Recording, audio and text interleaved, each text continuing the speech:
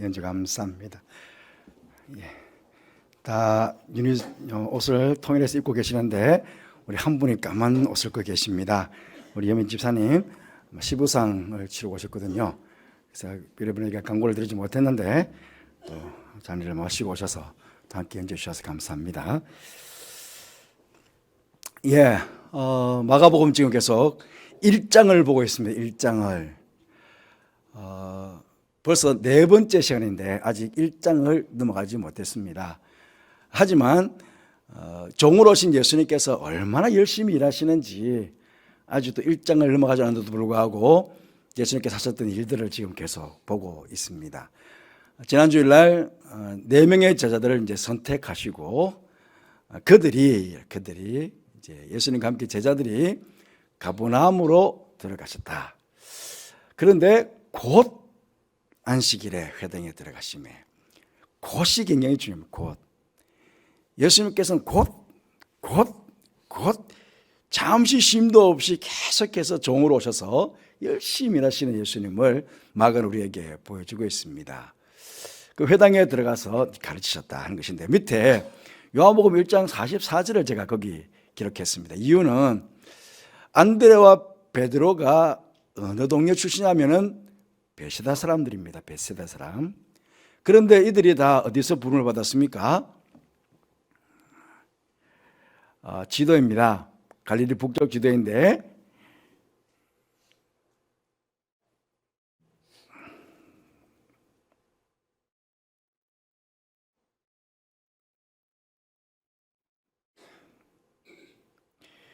여기가 타부가입니다. 타부가.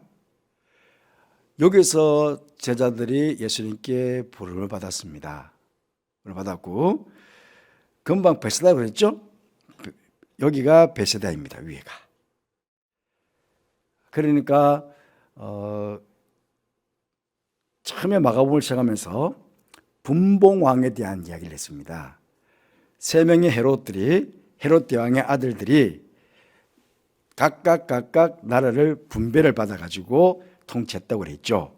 그래서 여기가 위에서부터 저 위에 가이사랴 빌립보에서부터 쭉 내려오는 물이 있습니다. 강줄기가 크지 않은 강줄기가 있는데 좀 굵게 해보면요, 여기를 기준으로 이쪽은 헤롯 안디바가, 이쪽은 헤롯 빌립이 나라를 다스리고 있었습니다. 분봉왕들이. 그리고 금방 올라왔던 가버나움입니다. 여기가 가버나움인데 왜 예수님께서 나사렛에서 오셔가지고 타부가에서 제자들을 선택하셨는데 왜 가버나움으로 오셨을까? 그리고 베드로도 원래 출신은 베세다 지역의 사람들인데 왜 이쪽으로 내려왔을까? 이제 그건 조금 더 있다가 하게 되고요.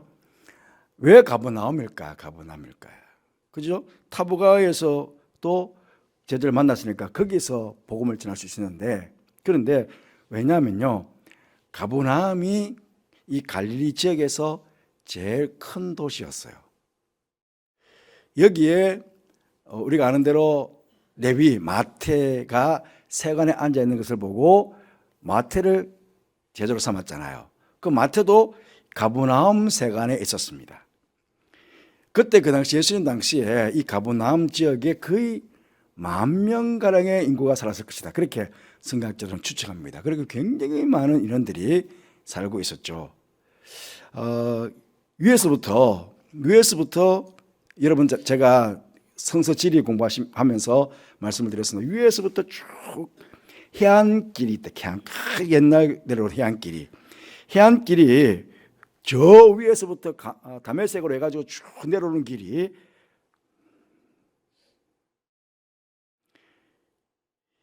이렇게 쭉 내려오는 길이요, 가버나움 지역을 통과합니다.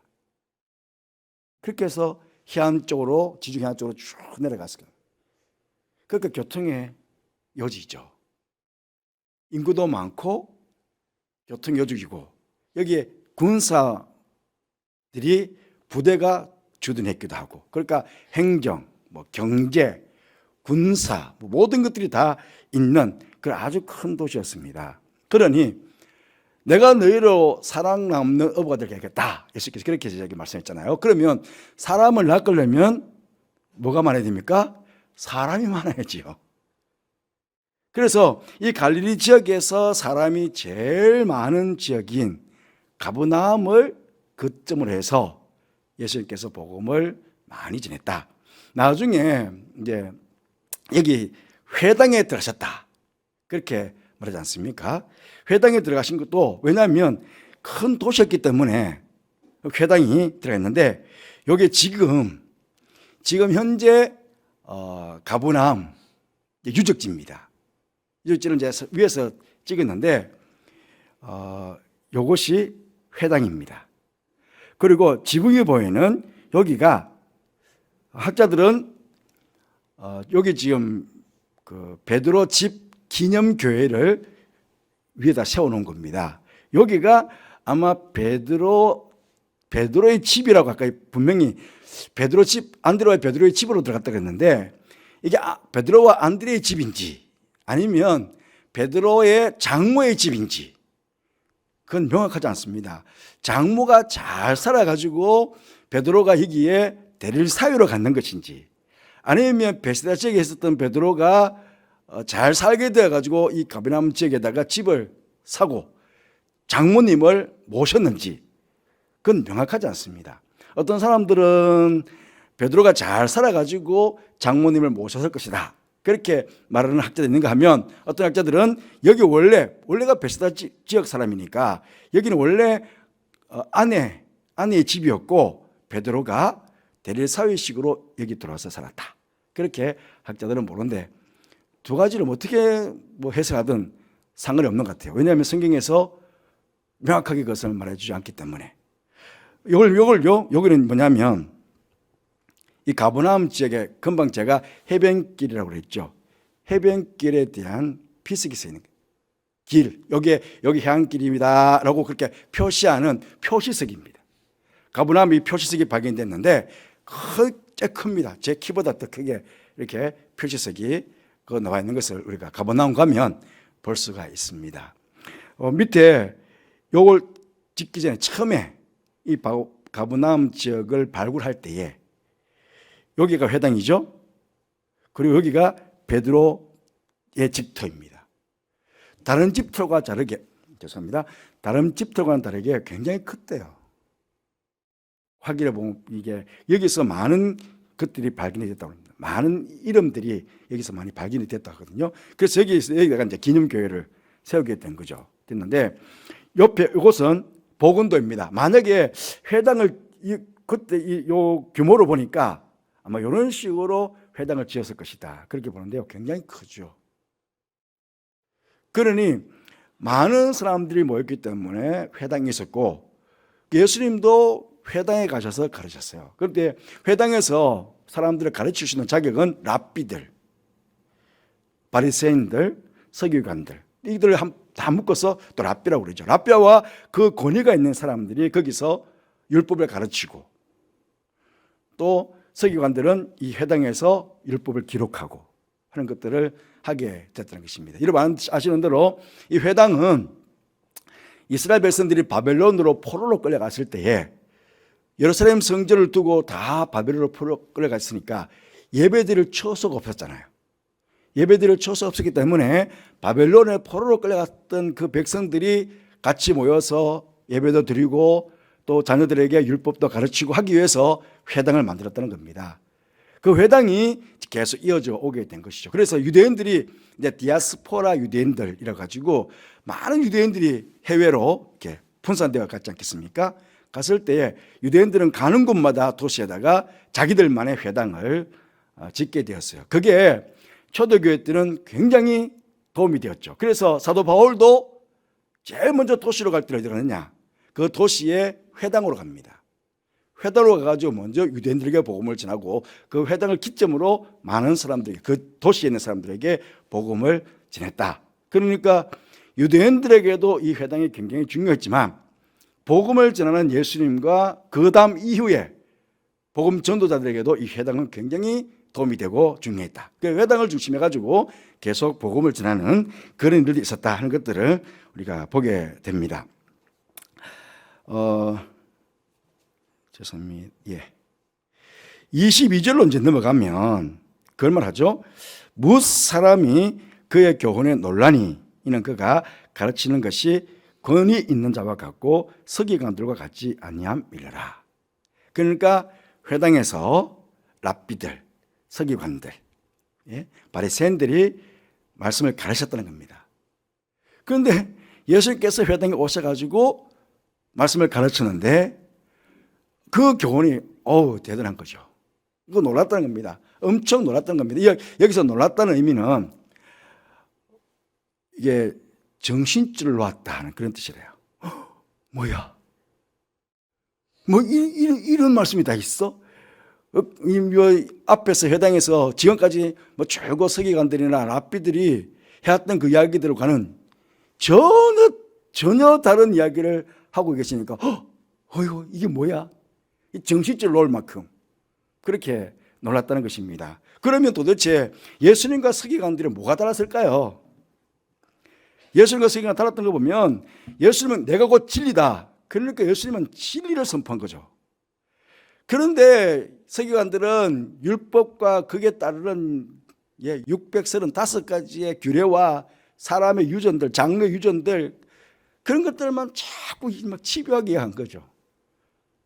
그런데 예수님께서는 그 진리의 말씀을 선포하면서도 너무나 쉽게 자기들이 주변 환경에 있는 것들, 날아다니는 새, 앞에 허들게 펴 있는 겨자 씨들, 겨자 나무들, 갈릴리 바다니까 바다의 거물 이야기, 일상생활에서 충분히 접해질 수 있는 것들을 가지고 아주 쉽게 말씀을 가르쳤다는 것입니다. 그런데 이 서기관들은 자기들도 잘 모르면서 백성들에게 모르는, 이해도 잘 되지 않는 것들을 가지고 온갖 백성들에 대해서, 삶에 대해서 규제하고 억압하고 그렇게 했다는 것입니다. 그러니까 이건 하지 마, 저건 하지 마, 온갖 것들 하지 말라는 거예요. 그래서 마지막에 제가 다시 한번 보게 되겠지만은 왜 그 백성들이 저물 때 왔을까? 워낙에 유대인들이 많은 규제와 억압이 있었으니까 그 중한 병을 가지고 예수님께서 병을 고치셨대. 그럼 빨리 가야지. 낮에라도 막 달려와야 될 텐데 못 달려오는 거예요. 왜? 서기관들이 얼마나 많이 규제하고 억압해 놨는지 그렇게 중한 병을 가지고 예수님께서 병을 고쳤대, 귀신을 물리쳤대. 그래, 그러면 빨리 달려가야 되는데 못 달려가는 거예요. 왜? 안식일이니까. 그런 규제와 억압 속에 백성들을 가르쳤고 예수님은 그야말로 딱 메시지, 회개하라, 천국이 가까웠다, 하나님 나라가 가까웠다, 생명의 말씀, 구원의 복음을 전파했는데 오로지 자신들의 교리, 지금까지 있었던 거 숱한 교리들만 잔뜩 나를 그리는 거, 그 생명도 없고 구원도 없는, 아무것도 없는, 그리고 하나님의 아들의 권위를 가지고, 하나님의 아들의 권세를 가지고 말씀을 선포했으니 얼마나 능력이 있겠습니까? 그런데 자기들은 그냥 자기들 집단 안에 있는 서기관이다, 자기들 집단 안에 있는 랍비 정도의 권위를 가지고 말씀을 전했으니, 말을 이야기했으니 도무지 차이가 확연하게 드러나는 그런 말씀의 전포가 아니겠습니까? 그러니까 정신줄을 놓을 만큼 유와 대단하다, 이렇게 이제 된 것이죠. 그런데 그들의 회당에 마침 제가 죄송합니다, 마침이라는 단어가 빠졌습니다. 마침 그들의 회당에 더러운 귀신이 들린 사람이 있어서 소리를 질렀다 하는 것이죠. 여기에 더러운이라는 말은 우상 숭배와 같은 죄를 지어가지고 도무지 하나님과 상종할 수 없는, 하나님께서 받아줄 수 없는 그런 아주 악한 자, 나중에 되면 당신은 하나님의 거룩한 자입니다 라고 완전히 구분되는, 그러니까 너무나 큰 죄를 지어가지고 도무지 하나님께서 그를 상종해 줄 수 없는, 만나줄 수 없는 그런 상태를 더러운이라고 표현을 하고 있습니다. 이 더러운 귀신 들린 사람이 소리를 질렀다는 것입니다. 그런데 예수님께서 이제 고쳐나가는 거죠. 고쳐나가는데 뭐라고 그러냐면 얘가 이렇게 이야기합니다. 나사렛 예수여, 우리가 당신과 무슨 상관이 있나이까? 우리를 멸하러 왔나이까? 여기서 왜 나사렛 예수라고 했을까요? 왜? 나사렛 예수가 맞거든요. 나사렛 출신 예수가 맞거든요. 그런데 지금 누가 듣고 있습니까? 가버나움에 있는 유대인들이 듣고 있습니다. 가버나움에 있는 사람들이 듣고 있습니다. 그런데 어디를? 나사렛을? 나사렛은 예수님이 지금 메시아의 사역을 감당하고 예수님께서 유명해졌을 때에 지금은 나사렛은 성지로 우리에게 불려집니다. 그러나 예수님 당시의 나사렛은 이방 땅. 나다나엘도 야 무슨 나사렛에서 선한 것이 날 수 있어. 왜? 나사렛은 아주 이방 땅, 더러운 땅. 쉽게 말하면 아까 전에 금방 더러운 귀신이라 말했지 않습니까? 더러운 땅 못지않는 아주 이방인 취급해버리는 그 땅이 나사렛 땅이었는데 나사렛 예수야 그러니까 가버나움에 있는 사람들은 뭐야? 그 이방 땅에서 왔어? 그러니까 지금 예수님의 권위를 지금 나사렛이 이 마귀가 확 깎아내리는 거죠. 그 대부분의 사람들은 가버나움에 있는 사람들은 그래도 대도시에 난 그래도 대도시에 있는데 저도 대도시 대구 출신입니다. 그런데 서울 분들은 아이고 시골서 왔다며요. 예. 그러니까 뭔가 내가 더 큰 도시에 산다는 거 아닙니까? 근데 자기들은 이제 가버나움에 있는데 아이고 그 형편없는 나사렛에서 왔다고? 그렇게 이미 예수님은 확 깎아내리셨거든요.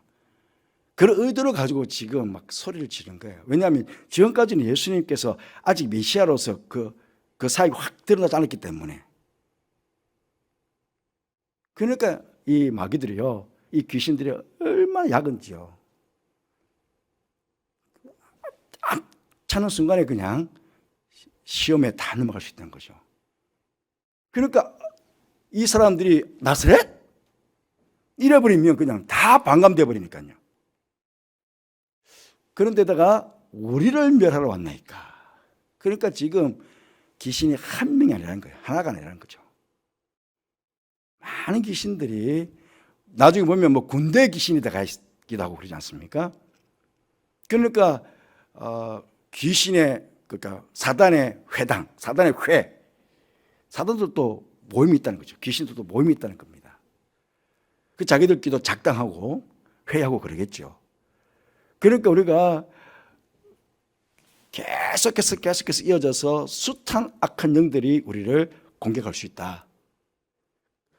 하루에도 수많은 악한 영들이 우리의 생각 속에 악한 생각들을 집어넣고 우리의 삶을 계속 시험할 수 있는 그런 상태에 우리도 놓일 수 있다 하는 것입니다. 하지만 중요한 것은 이 귀신이 알잖아요. 우리를 멸하러 왔나이까? 이것도 말이죠. 성경 말씀 보니까 불불 떨면서 아이고 우리를 멸하러 왔습니까? 그런 게 아니고요. 비웃는 거거든요. 비웃는 거. 우리를 멸하러 왔다고? 우리는 군대인데 너 하나쯤이야. 이해되십니까? 처음에는요. 왜냐하면 예수님께서 확실하게 메시아로 사역이 확 드러나지 않았으니까. 사람들한테 무시를 당하게 만들고 그러면서 자기들이 뭔가 사람들이 다 듣고 있으니까 그러니까 이스라엘 속에 있는 귀신이 대단하구나. 왜? 그 앞에 있는 예수를 막 깔보고 있으니까. 지금 그런 식으로 예수님께 모멸감을 주고 막 깔보듯이 무시하듯이 그렇게 지금 말하지만 진짜 멸하러 왔잖아요. 마귀를 멸하러 온 것입니다. 죄와 사망의 권세에 놓여있는 이 악한 마귀의 권세에 잡혀있는 이 영들에게 잡혀있는 우리들을 악한 마귀의 권세를 깨뜨리시고 구원하시기 위해서 오셨거든요. 그래서 마귀를 멸하러 온 겁니다. 왜 마가가 제일 처음 예수님의 사역을 이 귀신을 추방하는 사역을 제일 처음 넣어놨을까? 예수께서 하셨던 말씀, 하나님의 나라가 가까웠다. 예. 하나님 나라의 주인이신 메시아이신 이분께서 오셨다는 겁니다. 그래서 그분이 오셨기 때문에 이 땅에 하나님 나라가 이루어지게 되는데 하나님 나라가 이루어지면 어떻게 됩니까? 지금까지 공중권세를 잡고 있었던 그 악한 마귀들을 몰아내야 되잖아요.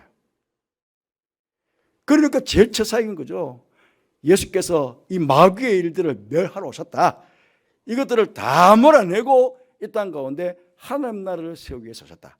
전국적으로는 승리해주러 오셨다는 것들을 확연하게 이방인인 로마인들에게 증거하기 위해서 제일 처음 마귀를 멸하시는 일들을 먼저 이렇게 이 사건들을 먼저 놓고 있는 것입니다. 그런데 이제 하루 동안에 2번 놀라요. 금방 22절에 무슨 사람이 그의 교훈에 놀라니 이는 그가 가르치는 것이 권 있는 자와 같고 서기관들과 같지 아니함이러라. 이거는 지금 마가가 전해주는 거예요. 마가가 기록하는 마가가 예수님께서 회당에서 말씀을 가르쳤는데 무슨 사람이 예수님의 말씀을 듣고는 대단하다 그렇게 이야기했다고 마가가 전해주는 거예요. 그런데 27절 말씀은 다 놀라서로 물어 이르되 이는 어찌미냐 권 있는 세교 그 사람들이 직접 말하는 것을 그대로 옮긴 거예요. 22절은 마가가 그때 그 사람들이 그렇게 했더래 놀랐더래 라고 넣은가 하면 27절 말씀은 그 사람들 하는 말을 그대로 옮겨놓은 거예요. 그대로 옮겨놓는데 이게 놀란 것이 확정되어 있는 거예요. 처음에 놀라는 것도 제대로 했는데 그 처음에 놀라는 것보다 그날 더 놀란 거예요. 첫 번째로는 그의 교훈인데 위에 보니까 새 교훈이죠. 왜냐하면 처음에는 그냥 천국 복음을 예수님께서 말씀으로 가르쳤어요. 천국 복음만 들어도 이게 엄청 대단한 거죠. 대단하다 했는데 그런데 그 입에서 나온 예수님의 말씀이 아이고 귀신이 도망가네. 똑같은 말씀 있잖아요. 똑같은 말씀. 예수님 입에서 똑같은 말이 나왔는데 그 교훈이 엄청난 교훈인 거죠. 그래서 서기관하고 이게 말이 다르구나. 정말 대단한데 그런데 돌아와서 보니까 귀신마저 막 물리내는 그런 말인 거예요. 그 순간에 그 메시안 상간에 이 사람들의 놀람이 확정되는데 몇 사람 정도 무사람은 몇 사람인데 이제는 다 놀라는 거예요. 그 전체 다가 놀라는 거예요. 그리고 완전히 새 교훈.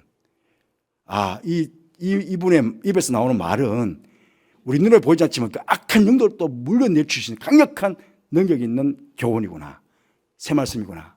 그래서 아주 그냥 나자빠질 정도로 그렇게 놀라는 역사가 안식일 날 회당 가운데 있었다는 것입니다. 그것을 좀 더 어찌 보면 마가는 조금 더 확장해가지고 이 사람들이 거기 하루 동안 있는 동안에 안식일 동안에 얼마나 놀랐는지 이런 것들을 강조해 주기 위해서 이렇게 말씀을 표현하고 있다 하는 것입니다. 그리고 넘어가면 회당에서 나와 보십시오. 곧 야고보와 요한과 함께 시몬과 안드레의 집에 들어가시니 곧 회당으로 들어갔다가 나왔다가 곧 안드레의 집에 가고 왜 곧입니까? 곧 주께서 일을 하셨다는 겁니다. 곧 주께서 일을 하셨다는 겁니다. 그러니 종으로 오신 예수님께서는 쉼없이 일하다 쉼없이 금방 말씀드렸지만 이게 시몬과 안드레의 집이니까 시몬은 베드로 이름이거든요. 원래가 이름이 시몬입니다. 시몬이라는 이름인데 예수님께서 게바라고 불러주셨고 베드로라고 불러주셨습니다. 어쨌든 시몬인데 베드로 집인데 그래서 시몬과 안드레의 집이다. 그러니까 베드로 집에 아내와 결혼하고는 아내와 장모가 왔을 것이다. 그렇게 이제 보기도 하고 어쨌든 베드로 안드레 집이지만 그러나 중요한 것은 그 가운데 장모가 이제 병들이 있었다는 것이죠. 시몬의 장모가 열병으로 누워 있는지라 사람들이 곧 그 여자에 대하여 예수께 짜온데 나아가사 그 손을 잡아 일으키시니 열병이 떠나가고 여자가 그들에게 수종되니라. 여기도 안식일이었거든요. 안식일인데 유대인들은 절대로 병자에게 손대면 안 됩니다. 왜? 부정하다기거든요. 그때 그 당시는 거의 모든 사람들이 대부분 전체다가 병 걸렸다는 것은 그가 죄를 지어가지고 하나님께 벌을 받았고 그렇게 병이 생겼다고 믿고 있는 시대입니다. 그런데 안식일 날 어떻게 죄인에게 손을 대? 그러면 구약 법적으로 말하면 굉장히 부정을 타는 거예요. 그래서 절대로 손대면 안 돼요. 그리고 베드로나 이 안드레가 그렇게 열병으로 누워있는 그 집으로 예수님을 모시고 가면 안 돼. 그런데 지금 말씀을 보면 베드로나 한편으로 보면 베드로가 귀신 나가는 걸 봤잖아요. 그러니까 예수님 우리 집에 좀 모시고 가지고 우리 장모님 좀 열병을 고쳐야 되겠다. 그 마음 가지고 예수님 모시고 간지 몰라요. 그러나 예수님께서 이미 베드로의 장모가 병드는 거 알고 계셨으니까 당신의 능력을 나타내시기 위해서 제자들에게 예수님은 금방 제자들을 불렀으니까 그 제자들 하여금 예수님을 더 잘 믿도록 하시기 위해서 제자들에게 뭔가 가르치기 위해서 베드로 장모를 고치기 위해서 들어가셨을 수도 있어요. 그런데 무엇 때문에 당하는지는 알 수 없잖아. 그 이유가. 그러니까 예수님께서 베드로 장모의 열병을 알고 베드로나 안드레나 요한이나 야고보의 믿음을 더 굳건하게 해주기 위해서, 당신을 더 따르게 하시기 위해서 그들에게 기적을 보여주시기 위해서 갔을 수도 있고, 아니면 베드로가 귀신이 나가는 걸 보고 나서는 야, 이분이 우리 어머니 장모님의 장병을 고쳐주겠구나. 그래서 막 사실은 부정한 집이지만 그 예수님을 모시고 갔을 수도 있다. 뭐가 맞겠습니까? 저는 두 번째 것을 하고 싶어요. 예. 그런 간절함.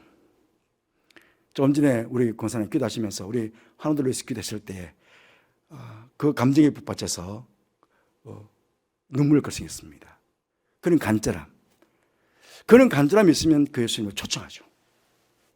그렇죠? 그러니까 아마 베드로도 이 장모가 오랫동안, 다른 말씀에 보면 오랫동안 병이 중했다고 했어요. 그러니까 장모님을 사랑하는 마음에 이 안식일 날 이 환자에게 손을 대면, 환자를 접촉하면 부정하게 되는데 율법에 의하면 그럴지라도 예수님 모시고 간 거예요. 그런데 예수님께서도 손을 잡았다는 거예요. 예. 이 예수님의 사랑, 예수님의 긍휼. 얼마든지 말씀으로 귀신을 몰라치기 때문에 말씀을 물리칠 수 있지만, 그러나 손을 잡고 이렇게 세워주셨다는 겁니다. 얼마나 주님의 사랑이 대단합니까? 그리고 보통 중한 병이 치유될 때에는 기간이 있잖아요. 회복되는 기간이 있잖아요. 중한 병일수록 약도 먹고 막 그러면서 이제 병이 치유되는 시간이 있어요.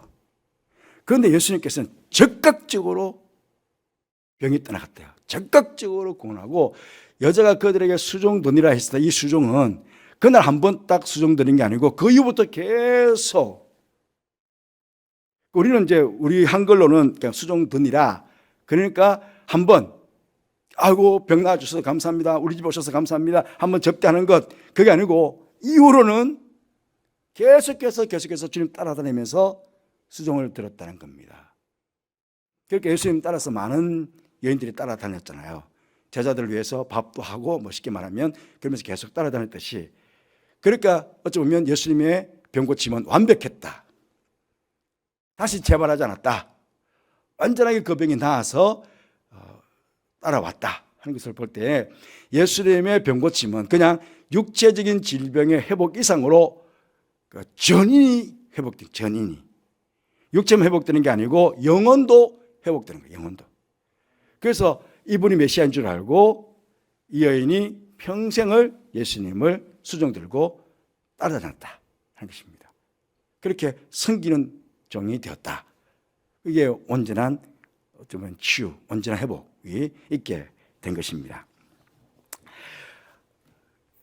고린도서 말씀 보면 바울 사도가 이런 이야기합니다. 우리가 다른 사도들과 저희 형제들과 게바 나오죠. 베드로입니다. 게바와 같이 믿음의 자매된 아내를, 그러면 베드로가 결혼했잖아요. 근데 그 아내, 우리가 보면 지금 어떻게 알 수 있겠습니까? 그러니까 베드로 아내도 어머니가 열병 낫는 걸 보고 믿는 아내가 되었다는 거죠. 그래서 게바와 함께 부부가 전도자가 된 거예요. 고린도서 놓고 보면 그냥 베드로만 사역을 해서 베드로만 계속 복음을 전하던 게 아니고 아내를 데리고 다녔다는 거예요. 그러니까 베드로는 부부가 그때 이후부터는 부부가 같이 예수님 따라다녔고 부부가 함께 부활하신 예수님 이후에는 성령을 받고 아마 그때 120명의 성도들이 함께 기도했다 그러니까 아마 그 120명 성도 가운데 베드로 안에도 있었을 거예요. 그래서 부부가 함께 은혜 받고 부부가 함께 오랫동안 복음을 전했고 성경학자들에 하면 베드로보다 먼저 순교를 당했대요. 아내가. 우리도 보통 그래요. 남자들이 신앙이 좋은 것 같지만 부인들이 신앙이 더 좋아요. 그래서 아굴라와 브리스길라, 처음에는 아굴라와 브리스 나오다가 나중 보면요 브리스길라 아굴라가 바뀌어져요. 그러니까 대체적으로 남자가 믿음 좋은 것 같은데 그런데 죄송합니다. 남자들 믿음 좋은 분이 많으신데 그런데 어쨌든 가만히 보면 여자분들이 더 믿음이 좋아요. 그래서 베드로도 믿음이 좋았지만 아내가 더 좋았던 것 같아요. 아내가 먼저 순교를 당해서 하나님께 부름을 받았다. 어쨌든 부부가 함께 열심히 복음을 전하는 그런 복음 전달이 되었다 하는 것들을 우리가 알 수 있습니다. 마지막으로 근데 점을 해줄 때에 모든 병자와 귀신 들린 자를 예수께 데려오니 그랬습니다. 점을 해줄 때에 모든 병자와 귀신들을 데리고 왔다. 여러분 그러면서 예수께서 막 각종 병자들을 다 고쳐주셨어요. 제가 그만 말씀드렸지만은 그렇게 중요한 병이라면 안식일에 그러니까 그 전에 보십시오. 예를 들어서 28절 말씀 보시면 예수의 소문이 곧 온 갈릴리 사방에 퍼지니라. 그렇잖아요. 귀신이 나갔다는 것을 곧 온 갈릴리에 퍼진 거예요. 정말 대단한 사람이 오셨다. 귀신이 나갔다는 것은 귀신 들려서 병 걸린 사람이 나았다는 거 아닙니까? 그러면 중한 병이 있는 사람들 당장 달려와야죠. 그래 빨리 그럼 가자 우리가 들어가셔야 되는데 못 오는 거예요. 안식일이라 가지고. 안식일이라면 안 돼가지고. 안식일이라 걸어가면 안 돼가지고. 못 오는 거예요. 그래서 점으로 해질 때에 유대 안식일은 금요일 해질 때부터 토요일 해질 때까지가 안식일이에요. 그러니까 어쨌든 안식일을 아픈데도 안식일을 지킨 거예요. 자기들. 서기관 규례대로 지킨 거예요. 그런데 지키고 그때부터 막 몰려오기 시작하는데 예수님은 남들 다 쉴 때도 열심히 종이 돼가지고 일했다는 거예요. 그래서 얼마나 다음 주 보게 되겠지만은 근데 그날 그렇게 열심히 갈릴리에서 악한 영과 싸우고 물리치고 베드로 장부 10병도 고치고 수많은 병자를 다 고치고 밤새 고치고는 그 다음날 새벽에 또 기도하러 가시거든요. 그 예수님께서 이렇게 열심히 우리를 위해서 일하셨다는 거예요. 그래서 때로는 휴가도 있어야 되지만 주님만 생각하면 우리가 너무 게으르지 않는가, 주님에 참 게으르지 않는가 하는 생각들을 가져보게 됩니다. 주님과 함께 주님께서 악한 영들을 물리치고 하나님 나라를 세워왔던 것처럼 우리도 주님과 함께 이 땅에 하나님 나라를 세워나가는 그런 신실하신 주님과 함께 언제나 악한 영의 세력들을 물리치고 이 땅 하나님 나라를 세워나가기 위해서 우리 결단하면 좀 기도했으면 좋겠습니다. 그리고 모든 병자를 고쳐주신 것처럼 우리 교회 환우들을 치유해 주시기를 기도하십시다. 주님처럼 종으로 주님 없는 교회를 섬길 일꾼들이 이번에 피택이 되지 않겠습니까? 그렇게 열심히 하는 종들이 피택될 수 있도록 우리 기도했으면 좋겠습니다. 그리고 오늘은 형제교회와 선교사님들을 위한 수요일 기도입니다. 그래서 기도하면 좋겠고 4가지 하다 보니까 늘 이렇게 여기 꽉 채우다 보니까 4가지밖에 안 되는데 마지막 5번째 한 번 더 생각나면 우리 다음 주 월, 화, 수 부흥 사역을 위해서 여러분 기도해 주시기 바랍니다. 나의 반석이신 하나님 찬 이후에 우리 결단의 기도를 함께 하도록 하겠습니다.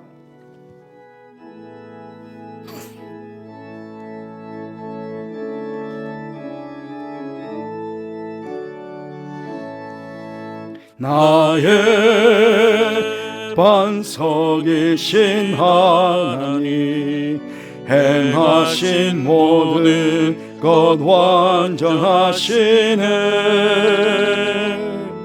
나의 생명 되신 하나님 내게 행하신 일 찬양합니다. 진실하신 하나님, 실수가 없으신 좋으신 나의 주, 진실하신 하나님, 실수가 없으신 좋으신 나의, 다시 한번 나의 반석이신 하나님, 나의 반석이신 하나님, 행하신 모든 것 완전하시네. 나의 생명 되신 하나님, 내게 행하신 일 찬양합니다. 진실하신 하나님, 실수가 없으신 좋으신 나의 주, 진실하신 하나님, 실수가 없으신 좋으신 나의, 우리 함께 곁들하며 기도하겠습니다. 기도하십시다.